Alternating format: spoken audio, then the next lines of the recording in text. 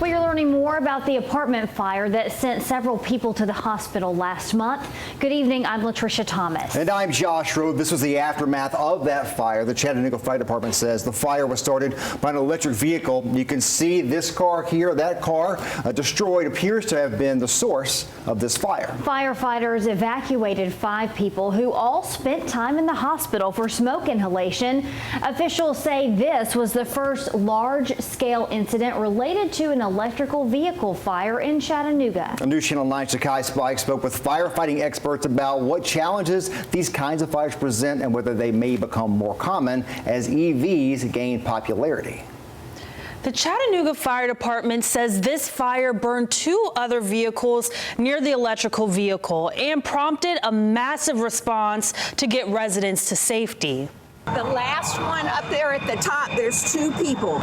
This body camera video shows the rush to save residents from this apartment complex on the North Shore last month. We're right here, honey. We're right here. The Chattanooga Fire Department says a Kia electric vehicle sparked the major fire, though they couldn't tell us which model. The numbers are real low on electric vehicle fires. Deputy Chief at Cleveland Fire Department Pete Van Dussen looked up in numbers and says that 25 electric vehicles per 100,000 sold are involved in fires compared to 130 gas vehicles. Though rare, he says they are complicated. Electric vehicle fires are very difficult to fight. The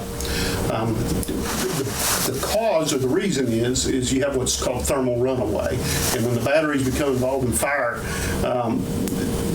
there's like a chain reaction inside the battery, and it's very difficult to interrupt that chain reaction. I'm just trying to make sure this is documented so we know. The video released by the Chattanooga Fire Department doesn't specifically show them putting out the electric vehicle fire. We asked Deputy Chief Van Dussen what it takes. I've heard horror stories of 70, 80,000 gallons of water to put that vehicle out. Last year, Kia and Hyundai issued a warning to customers who owned more than 3 million vehicles to park outside and away from homes and other structures because of a fire risk. But those vehicles were not electric. If we don't have exposures, that can create a bigger problem, a building, another vehicle, etc., then we're more inclined to probably let the fire do its thing. When it comes to extinguishing electric vehicles, Deputy Chief Van Dussen says it's not as easy as you may think. Which is energy that's still built up in that battery that doesn't have a way to get out. And so even up to days after that fire, that vehicle's been involved in fire, it can reignite because that stored energy is still there.